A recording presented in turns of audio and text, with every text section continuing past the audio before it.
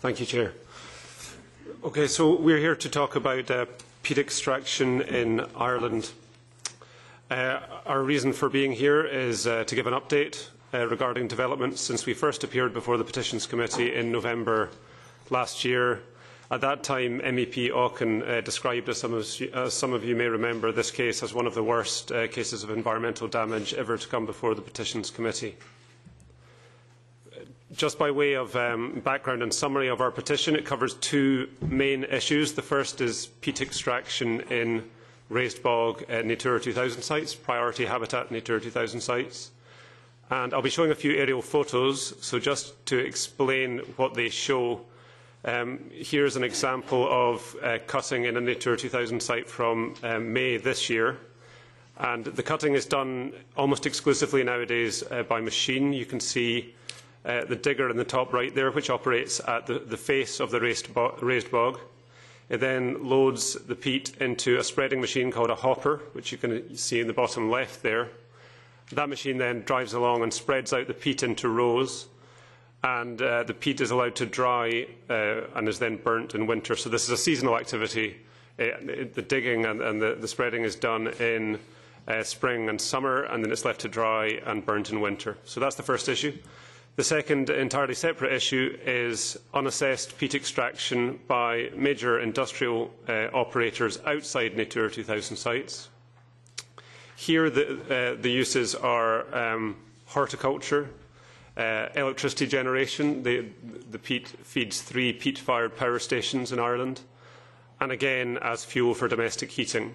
So the digging in Natura 2000 sites is just for fuel for domestic heating. The uses outside Natura 2000 are broader. In 1999, the ECJ said that Ireland has not denied that no project for the extraction of peat has been the subject of an impact assessment in Ireland, and nothing has changed since 1999. These operators do not have planning permission, and they have not carried out environmental impact assessments under the EIA directive. And it's worth pointing out that this is not just Irish companies that are operating outside Natura 2000. We also have Classmann Dialman, for example, a German company, and Pinstrup, a Danish company, is the parent of Bulrush, one of the major operators in Ireland. So those are the two issues. The first development that I would like to talk about is the Commission's role in respect of the Natura 2000 complaint. By way of background, in February 1999, the Irish government unilaterally announced a 10-year so-called derogation to allow peat extraction to continue for domestic use in Natura 2000 sites. Now, this was in clear breach of the Habitats Directive. There's no argument about that, no question about that. During the 10-year period of the derogation, the so-called derogation, as the Irish government reported under the Convention on Biological Diversity in 2010, there's been a 99% loss of the original area of actively growing raised bog in Ireland, and 1/3 of the remaining 1% has been lost in the last 10 years. So a huge loss, bringing this priority habitat to the brink of local extinction. And the question that always puzzled us was, well, why didn't the Commission do something? Because this was a very straightforward case legally. It's an open and shut case. It took 12 years for the Commission to launch proceedings in the end in January 2011. So one of the issues we raised in our petition was, well, potentially was there some sort of political deal done here between the Irish Government and the Commission? The Commission, in their formal written response to our petition in June 2011, said, "The Commission would like to refute any insinuation that any political interference has resulted in it failing to carry out its duties in relation to peat extraction and EU environmental legislation." So that was more or less that. We couldn't see how we could take this any further until March this year, when one of the relevant ministers at the time made a statement before the Irish Parliament saying it's absolutely true to say we never received a 10-year derogation from the authorities in Brussels because they were never going to agree to one. What we did was we travelled to Brussels to tell the officials we would offer a 10-year derogation to domestic bog cutters and arranged to remove the commercial turf cutters, who accounted for a figure of 96% of the effort, if memory serves me correctly. The European Union stated it was not going to extend an official derogation, but that it would not interfere in our providing for the introduction of a 10-year period. And so here we have two differing accounts, and this is potentially quite serious, because in its formal written response to the Petitions Committee and hence to the European Parliament, the Commission has said there was no political interference, and now we have a statement from an Irish minister saying effectively that there was. And we're concerned that politics has brought us to the point that we're at now, and with Ireland taking over the presidency of the Council of the EU from January to June next year, a time when the Commission would typically not embarrass the presidency. Our concern is that politics will interfere to stop this being tackled properly in 2013. The second development, and this is the main reason we are here, is to report on an aerial survey that we carried out using a small four-seater aircraft in May this year. In summary, we photographed extensively machine damage to 17 of the 53 priority habitat Natura 2000 sites, and we know that at least a further 6 have been cut, bringing the total cut this year to at least 23 of the 53 sites. The image here shows Monavea Bog in County Galway. Reportedly, the Irish authorities monitored the cutting at this site. In other words, they were there while this was happening, but they did not intervene. So our second question is, and I think we're going to hear from the Irish authorities, and you'll hear about schemes of compensation and relocation and so on, which are good schemes. But the question that we would have is, notwithstanding those schemes, what effective steps did the Irish Government or the Commission take to protect the 23 priority habitat Natura 2000 sites that were cut by machines in 2012, and what will happen in 2013? And the next question that follows on is, why did the Commission not bring an action for interim measures, i.e. an injunction, in 2012? In 2011, it threatened that if cutting happened again in 2012, it would bring such an action, and that hasn't happened, despite the very clear photographic evidence we have. And there's not time to show really a selection of the photos we took, but with the permission of the Chair, what I might do while the discussion is going on, we have a loop of photos that don't require any introduction that could just loop in the background on this, and people could see some of the evidence. The third development and final development, non-development, that we're here to report is in respect of peatlands outside Natura 2000. Here we've seen no effective action to address peat extraction. This is by the big companies, which are operating without planning permission and without environmental impact assessment. To give you some idea of the scale, Bord na Móna, the Irish semi-state company, alone extracts 3 million tonnes of peat per year to feed the 3 peat-fired power stations. So our fourth question is, when will we see action to bring these sorts of major industrial commercial activities brought into line with EU law, the simple matter of impact assessments or planning permission for these sites? And our concern is that the bog that you see pictured here is going to be the fate of all of Ireland's raised bogs. This was a photo we took on our aerial survey, which is of an undesignated site, not a Natura 2000 site.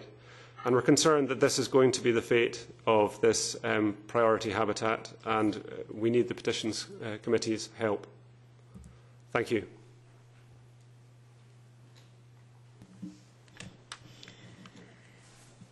I'm going to give the floor to Mr. O'Reilly,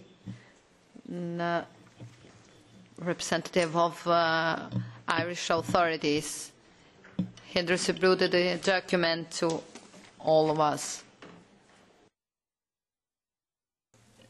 Thank you. Thank you, Chair. I would like to thank you for the opportunity to speak to the committee today in regard to the protection of Ireland's raised bog special areas of conservation. I would also like to acknowledge the concern of the petitioner, in this case the Friends of the Irish Environment, and the concern of this committee that this committee has shown in the past in regard to the protection of these sites. And the concern is shared by the Irish authorities and the Irish Government. With the limited time available to me, I would like to give the committee a brief overview of the context of the current situation, the actions that have been taken over the past number of years, and particularly since the current government took office in March of 2011, and the strategic challenges that still lie ahead. The curtailment of turf cutting in Ireland's raised bog special areas of conservation has presented a major challenge, in practical terms, to reconcile the requirements of European law to protect a proportion of Ireland's remaining raised bogs, with the expectations, rights and desires of the several thousand citizens who have a legal interest in these sites, and the significant proportion of those people who rely on these sites as a source of fuel.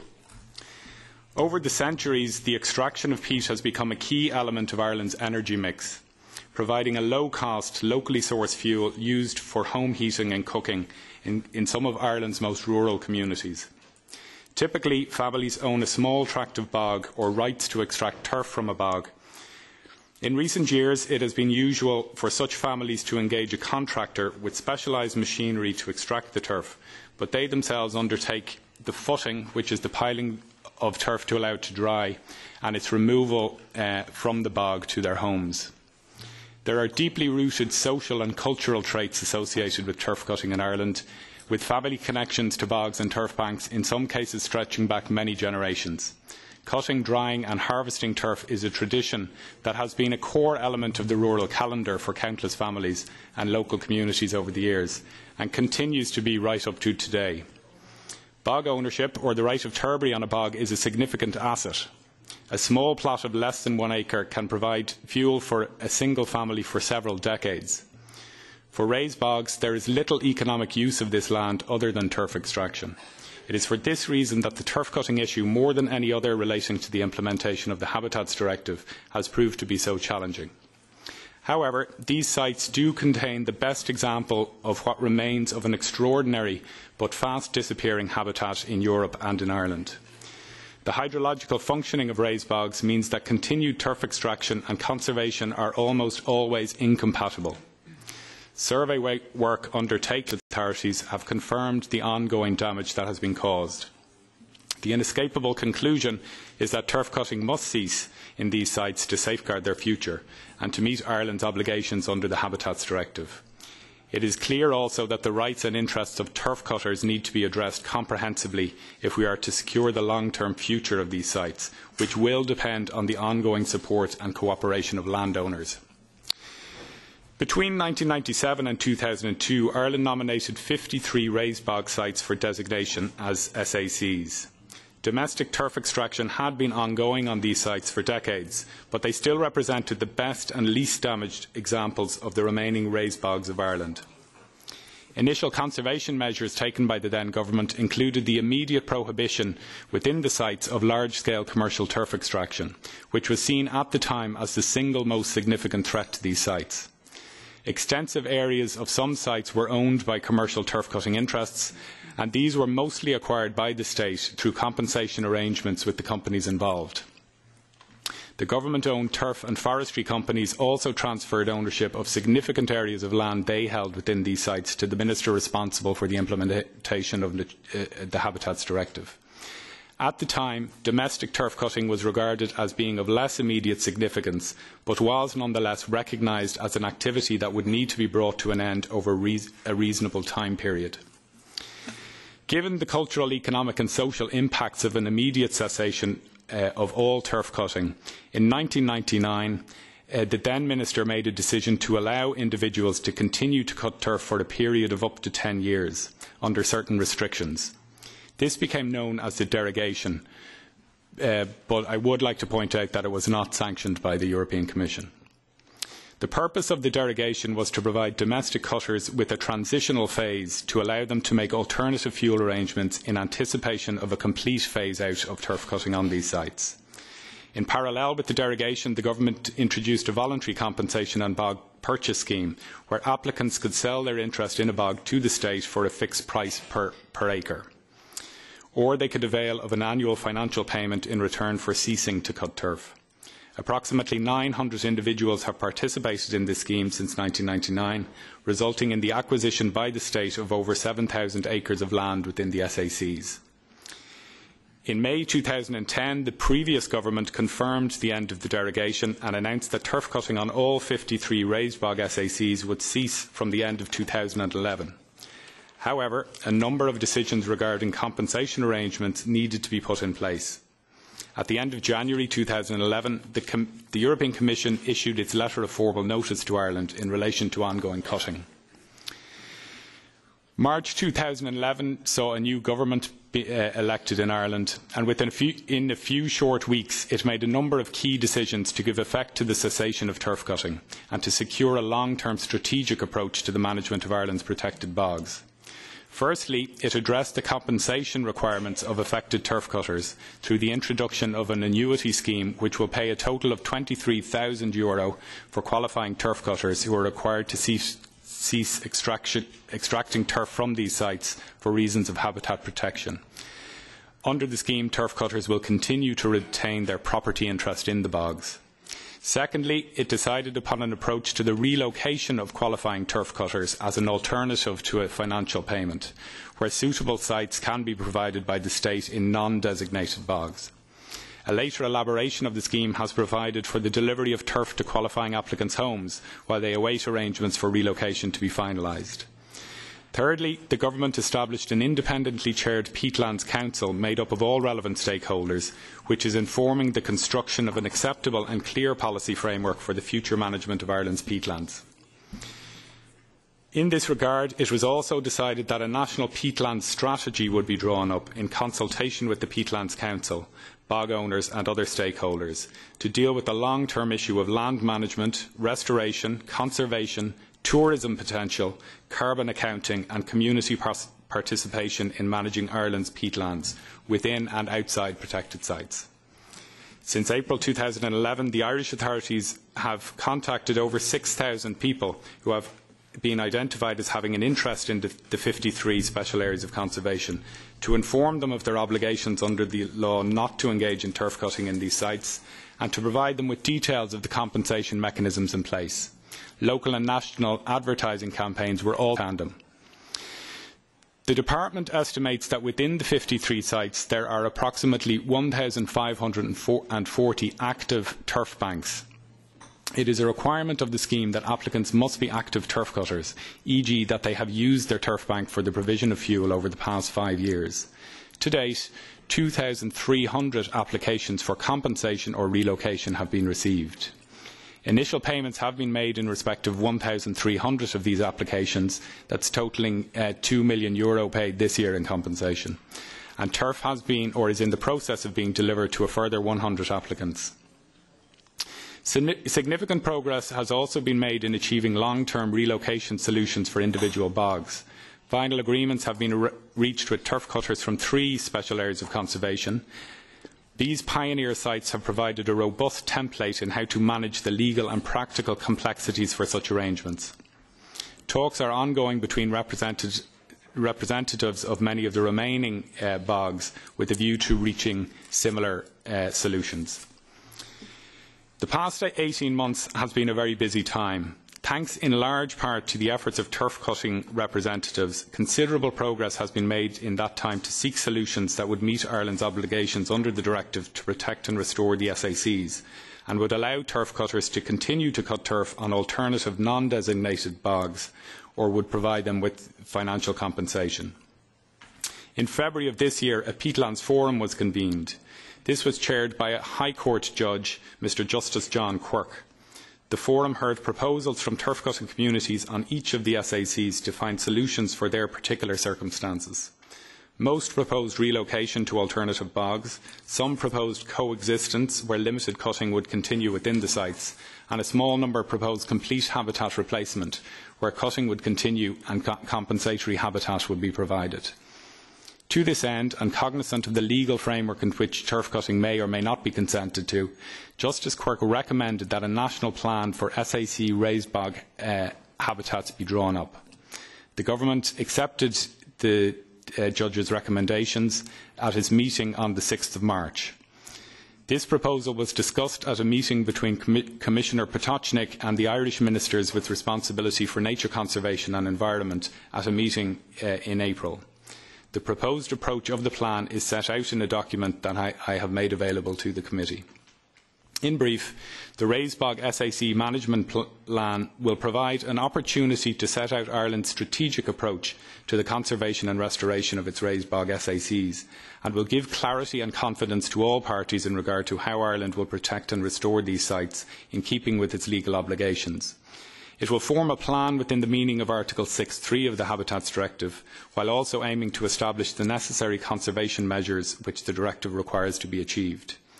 The drafting of a plan will provide a mechanism to consider proposals that might entail limited further damaging activity, as provided for in Articles 6.3 and 6.4 of the Directive. This includes consideration of the tests concerning an absence of alternatives, imperative reasons of overriding public interest, to allow an activity to proceed, and compensatory measures.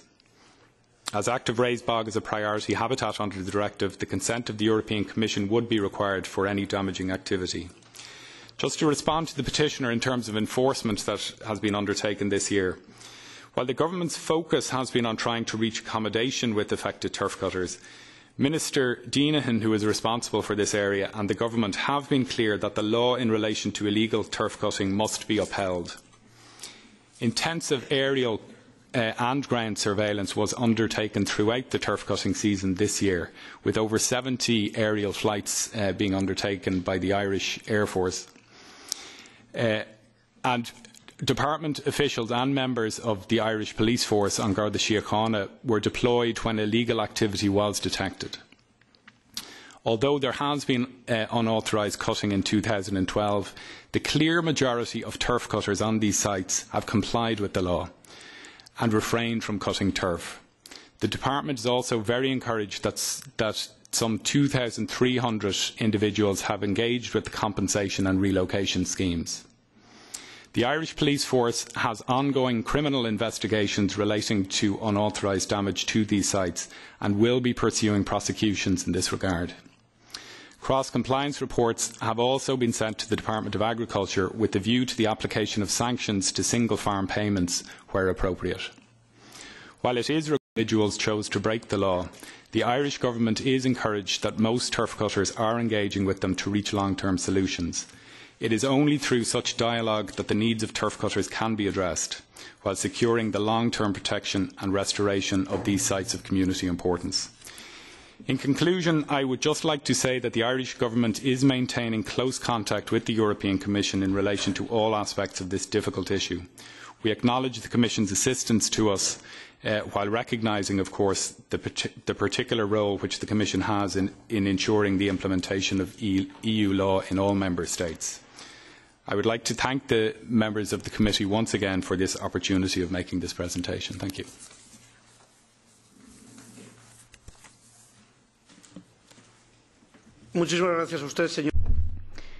Thank you very much, Mr. Rowley. We are talking to the Secretariat regarding this document. The date is very recent here, just September. Before I open up the floor to comments from colleagues, I will give the floor to the Commission.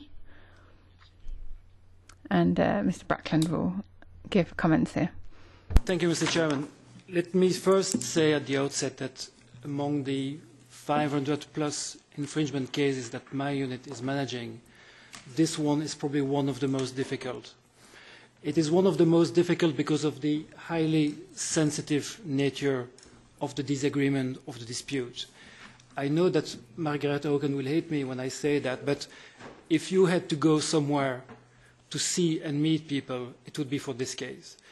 Because I know that the petitioner made its presentation, but I don't want you to have the impression that it's only about nasty German big companies destroying the Irish environment. We are speaking about thousands of people living in the countryside in Ireland. And I'm saying this because, moving to a legal point of view, our difficulty in this case is to make sure that there is effective enforcement on the ground. And that's the key issue of the case. It's not the only issue, but the key issue of the case was that after many years of inaction by the government, we needed to stop the cutting. That's the main part of the discussion. We are not only looking at that. The Commission case is also about restoring what has been destroyed. That is an essential part of the case. It's about managing in the future those bogs and having decent impact assessment outside Natura 2000. That's the second part of the petition.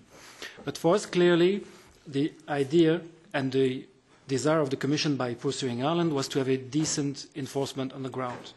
Now, with such a divisive issue, you don't simply decide, oh, you people of Ireland, you stop doing this, otherwise I'll put 100,000 people in jail. That is not doable, and nobody thinks about that. So that's why the strategy of the Irish government to take finally serious enforcement, we think, was a good one, i.e. providing incentive for people to comply voluntarily with the law. We knew it would not happen in 1 year, but at least the direction is there. So from our legal point of view, to answer the petition's question, we didn't think that going to court asking for interim measure would have won the case, because the Irish government would have been able to demonstrate that it's actually doing enormous efforts to enforce on the ground. I mean, I don't know how many member states in the EU are using planes to monitor activities in the 2000s. I mean, you have to recognize that the Irish government did its utmost to manage the situation. There were provocations, let's put it this way, but I think you could not ask the Irish government to go further than effective enforcement as much as they can realistically. This is why we, from the Commission side, we didn't think that, from a legal point of view, would have won a case for interim relief. And even assuming in the hypothetical scenario, we go to Luxembourg and we get a ruling from the court, and then what? Are we going to replace the Irish policeman? I mean, that's why, from a legal point of view, we didn't go for interim measures, and we couldn't go because it would have no value. We thought that the approach followed by Ireland was a good one. We are not totally satisfied by it, but I think the efforts that have been made are much better than anything that has been done in the past. So I think that's important. To go back to an idea that has been often expressed by Margaret Auken and Mr. Bostinaro, engagement. You don't solve this problem without engagement. And there is a strategy from the Irish government in place. It's not optimal. Every side has to work. It's difficult. But at least for us, that engagement process is also part of the enforcement strategy. This is clearly what we want. We are not at the end of the road yet. There have been mistakes in the enforcement in this first year. We'll continue working with the government to improve this, and we'll continue the management of the site to have restoration and a good, decent system. But again, it's not that we are afraid of embarrassing the presidency. For the joke, the first time we used our new Lisbon Treaty powers to ask fines for non-communication was against Poland during the Polish presidency. So we have no problem with presidency or no presidency. We thought that in this case, enforcement action must be proportionate, and we think that what the Irish government did is proportionate. And that's why we keep monitoring the case. If things go wrong, we still the ability to go to court. But I would say at this stage of the enforcement, at this stage of the engagement, what Ireland has done is the most they could have done. Thank you.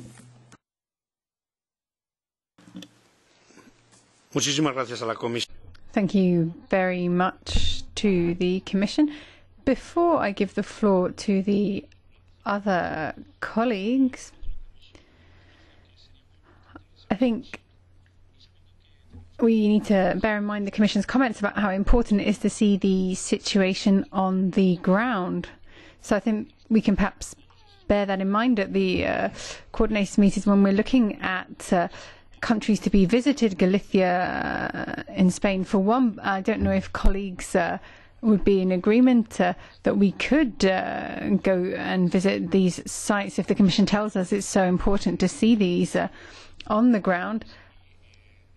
And perhaps we could go to this fantastic country and have a closer look at this problem that we are talking about. So this is not at all a question of the presidency, but a question we're dealing here in the Petitions Committee and the Commission as well. So I'll give the floor to Mrs. Aukenfest. Yes, thank you very much. I'm not going to... Madam Harkin is the first no, one. okay, I thought it was in the translation. Yes, because... It wasn't a Danish, it was an English translation. I'm sorry, but I have said perhaps it was wrong when I have said Harkin, but I have given the floor because Margaret, because she has asked for the first one, the floor. After her, you go. Sorry. Harkin. Thank you, and indeed my translation said Auken as well, so you didn't mishear. First of all, I want to thank the Commission in particular for their reply. I think it shows just how much the Commission has been dealing with this problem in a hands-on way. And they are absolutely right. We need dialogue. We need to work with people to maintain these bogs, to manage them. And indeed, it is the management that is there, if you like, that has ensured that at least some of those bogs that are left. But if you look at the proposal within the management plan for raised bogs, and that proposal is being developed in conjunction with the Commission, you need site restoration and management, you need compensatory measures put in place, so you need to work with those people. Yes, mistakes have been made, and I think anybody would agree with that. I'll come back in a few moments to the suggestions that were made about political interference, but mistakes were made, certainly. But it's important to understand real progress is being made. And I know so many people, not just the Peatlands Council and others, who are working in the individual areas, because you have to remember that there are hundreds and hundreds of families involved in many of these bogs who've been cutting turf for generations, and each of these have to be dealt with one by one. And just last night, by sheer chance, two colleagues of mine, Tony Ward and Ernie Keenan from the Midlands, contacted me. They didn't know the petition was coming up or anything. They are working with two groups of turf cutters on two different bogs, and they just want to finalise one little piece of the jigsaw to get the deal done. So it is important that this committee is aware that very, very many people at many different levels, from the High Court judge who's in charge of the Mr O'Reilly spoke to us about, to various politicians, to organisations, are trying to get this sorted. As I said, it needs to be dealt with individually. Sometimes in this Parliament we talk about a democratic deficit. The individual people there see a democratic deficit if there isn't efforts made to deal with them one by one, so we need to engage. We now have a proposed management plan in place which includes compensation, relocation and looking at a small number of sites where there are no alternative options, exploring the possibility for future cutting. That will be in conjunction with the Commission, it will be in the context of the legislation, and that's what we're looking at the moment, as I said, trying to find solutions. Just two final points, and I'll leave it at that. Our petitioner spoke about interim measures, and indeed they spoke about the very same when they were here last November. That would be, as far as I'm aware, fines without going to court. That would be the most inflammatory thing you could do. When ongoing work is happening and when real progress is being made, as you have heard from the government side. And as a matter of interest, I'm not a member of the current government, so therefore I speak as an individual, as an independent. I have a final comment about the suggestion made by the petitioners of a political deal, and the concern they express, whether real or otherwise, that another political deal may be in the offing simply because Ireland has the presidency in 2013. I think those kind of suggestions have no place in this argument or in this committee, and I would not like to hear them again. And I could say a lot more, but I think I've said enough. I would like to ask the Commission, because they raise the issue of the turf cutting that occurs outside the protected sites and that there are no environmental impact assessments for that. I'd like to ask the Commission, either now or in the future, for a response on that question, because that is a very significant amount of turf cutting. And what is the Commission's view on this? Are environmental impact assessments required under the directive? I simply don't know, and I would like to hear the view of the Commission. But I've said at the beginning, I'll say it at the end, I want to thank the Commission for their response to dealing with an extraordinarily difficult dossier in a sensitive way, and in a way that I believe will give us the very, very best opportunity of protecting what is left of these raised bogs by working with the people. Thank you very much, Madam Harkin. And now, yes, Madam Oken has the floor. Yes. Yeah, thank you very much. And I hope I'm not a cruel person, not listening to one by one and killing small farmers. I have the problem, what about all the small fishermen? We're coming there even if we are, fish are going to be extinct. And, I have the tears in my eyes, and I have knowledge, I have in my family. I know them. I know farmers from my own family, from I'm raised in this, I know all this. And I also know that, for sure, dealing with that kind of issues here, if you only make voluntary agreements, nothing happens. Nothing happens. And I've seen that in my own country, in Denmark, which is now turned into green and yellow deserts, with all the voluntary agreements with farmers. It's a disaster. I think it's worse than most of the other countries, so I'm really knowledgeable here. What would we say to the poor whalers in Greenland, the poor whalers in Canada, the poor whalers in, we can mention them so many places in the world. They've done it for generations. They've been their livelihood. Their families wouldn't have survived if they haven't been able to do that. You know that. And very often it's true. But we have to think in a broader way, and we have to also to respect our own laws. And I'm a little bit embarrassed that you're more or less accused of being a cruel, rude, hard-hearted person if you're not just following this here. Ireland is not the poorest country in the world, not even in Europe. They had some problems, I know they have some problems. But but it's not long ago. And, I absolutely have a difference with Romania to Ireland. Sorry.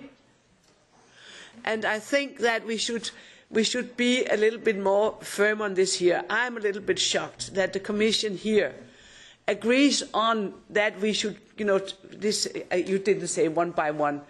I didn't hear that. No, that was our colleague who put that word. That would, we could never work if we saw that the law should be implemented after negotiations with one by one. What kind of laws is that if you're not going to find out? And I think you gave them 10 years. Nothing happened. Very little. I agree you have better, I could hear in your presentation, and I'm talking to the Irish authorities, better, I can hear it. But I think, on the other hand, it's such an important area, these bugs here. And we have them also, they are under heavy pressure. And they are precious areas, not only, and they are really, they're disappearing. And we couldn't just deal with it in a sentimental way, even if I understand the feelings. I think that will kill our work in so many places if we did it. And I was with purpose mentioning the fishermen, because you have heard it going to the fishery committee. There's the ongoing argument. That's without any exemptions. You will hear that. Whatever you're talking about a fish there, they will be killed. Not the fish will be, of course, but also the fishermen. So I'll just ask the Commission. Well, I'll ask all of us to keep this here open, because we cannot, with the answer we've got now, say this is okay. It's not okay. And, say, may go there. Yes, we could do that, but, it's the petitioners. We are not here. That's the local national authorities to make that kind of negotiations with national farmers' families, not us. We are dealing with authorities, petitioners, and the Commission. We are not, and that's why I would love to go to Ireland too. I've been there biking with my family. I love this country, but I think we shouldn't. If we go there to meet, we will be in a terrible situation, mixing ourselves into national legislation on that basis. Imagine we did this every time. We have to follow the petitioners, listening to them, listening to the authorities that we're doing here, listening to the Commission. I think it's very fruitful. And I'm sure, I'm convinced that things will be done, but I really warn that we go on with voluntary agreements. And that is said on my background on Danish experiences.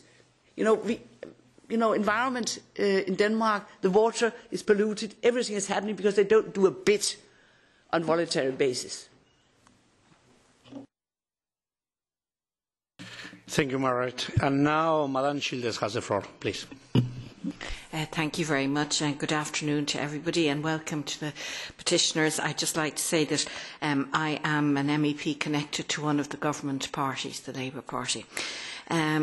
This issue is very contentious across rural Ireland, where smallholders are being asked to say goodbye to a way of life, and families for generations have cut turf and enjoyed a life associated with these wonderful places.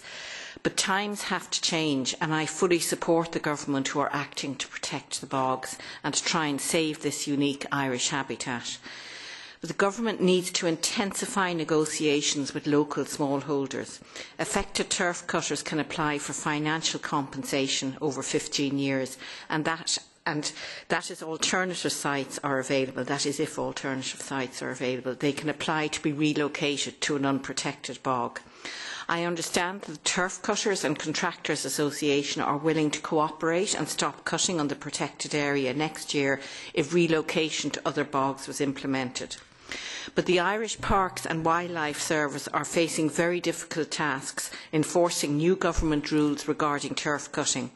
To manage the transition, the government needs to allocate more resources over the next few years. This may have to involve Irish police protecting the bogs and in particular stopping the big machinery entering the sites. The large contractors need to be tackled more directly as they cause the most damage. And remember, we're talking about a very profitable commercial activity. To conclude, I support the spirit of the petition, but the government needs more time to step up efforts to implement and enforce the relevant directives. Thank you. Gracias. Muchas gracias, señora Childers. Thank you very much. I don't know if the Commission wants to reply before we go back to the petitioners. We only have another 20 minutes for the next petition, so we'd have to be brief. But would you like to answer the questions put by my colleagues? Yes? If yes, I'll give you the floor. And then, if anybody wants to reply briefly, yes. 2 minutes for the Commission, 1 minute for the colleagues, and then we'll finish with the petitioner. Thank you, Mr. Chairman. To answer Mrs. Arson's question, yes, an impact assessment is needed. It is part of our case on the peat box, and is part of a broader case against Ireland that we won in 2008, and for which there is a possibility of fines against Ireland, and we are also using that legal avenue to force Ireland to impose an effective system of impact assessment. On the little fisherman, I think what is important here is indeed to provide an alternative to citizens, but knowing that they need to respect the law. The law is the law. It needs to be enforced, but it is easier to enforce it when you provide to people an incentive to comply. Most of the people in this situation will go for the beneficial or the benefits, the incentives of the government. You will reduce the number of people to a very small fraction of people who do not want to enforce the law, to apply the law, and then enforcement is easier. It's basically a kind of enforcement strategy. That's basically it. And indeed, to go back to the fishermen, what is essential is engagement, to provide hope to people, to provide alternative to people, and discuss with them, knowing that the law must be implemented. Muy bien, sí. Entonces, 1 minuto, señor. 1 minute for Mrs. Harkin and 1 minute for Mrs. Auken. Mrs. Harkin, please. Thank you. Again, I'll be very brief. I just would like to say to my colleague, Mrs. Auken, this is not voluntary. This is the law. This is the law of the land. And the law is being enforced. As the Commission have already said, and the Irish representatives, there are planes at the moment checking out the sites. The police have been there. But it's how to manage an extraordinarily difficult situation. I think perhaps you do have some concept of how difficult and fraught these situations are. And it is being managed. It's not voluntary. It's enforcement of the law, but not with the heavy hand or the jackboot that some people would suggest. Because as I've said, Madam, if we don't work, and it is working, we're getting there. We just haven't got 100% this year. If you don't work with the people, in 10 years' time, we'll be in this committee wondering why the little bit of raised bog that is left in Europe hasn't been better managed. And that's the totality of the situation. Gracias, señora Harkin. Señora Auken. Thank you, Mrs. Auken. I absolutely agree it's needed to deal with people, but it's not our task. That is the Irish. It's not us. And I think that we make it very, I remember when I was doing my report on Spain, and I had a fact-finding mission on my private there, which means I could do what I wanted. And there I had meeting also with the unions. And of course suggested to them that they fight it for energy efficiency, to use, because but we cannot sit here and say, well, we only enforce the law if we can do this here in this way. That's the authorities to be innovative, to help them to find it's not us.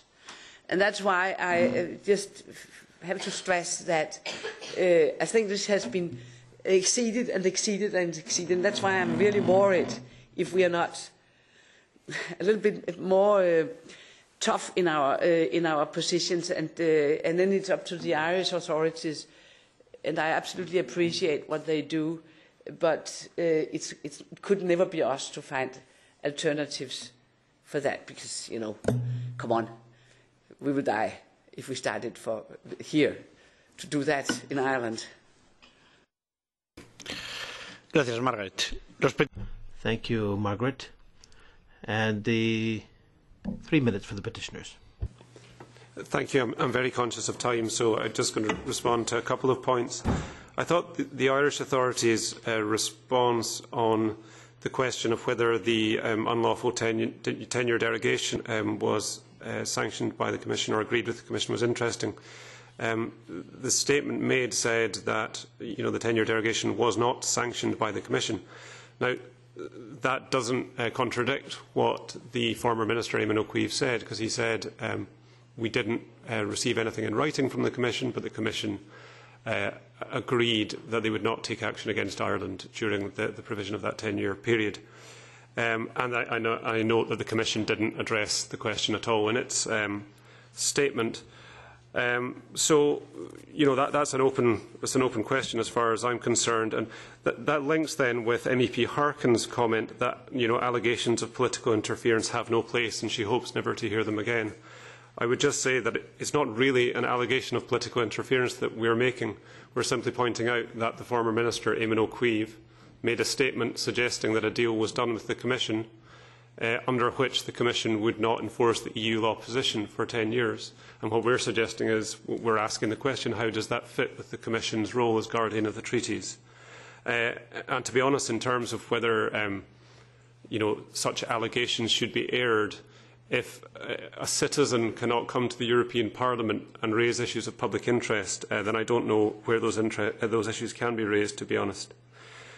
On Mr Breakland's comment, we agree and we agree with MEP Harkin that we're not calling for heavy-handed enforcement. We don't think there's we have no interest in people being put in jail. I think that would be completely counterproductive. All we're suggesting is that there needs to be some effective means of enforcement to stop the sort of damage, unlawful damage that we're showing on the slides at the moment. The one thing that we have called for in the past, and it's something that the Irish Government legislated to give itself the power to do in 2011, was to confiscate machinery. Where machinery is being used to cut illegally, the Government has the power to confiscate the machinery, and that would be a means, because some of the machinery is specialist, the spreading machinery is specialist, so if one or two of these machines were taken, that would seem to deal with the point. And finally, we're not suggesting, as MEP Harkin said, that a deal is in the offing in 2013 during the presidency. All we're saying is watch this space, because there are some turf cutters saying that, yes, they're going to cut again in 2013. All we're suggesting is perhaps photos like these ones will be shown again in 2013. And we're questioning whether there will be effective enforcement next year. Thank you.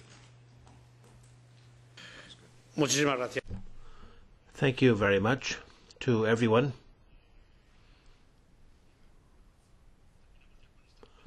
Well, let's finish with this petition. We'll leave it open.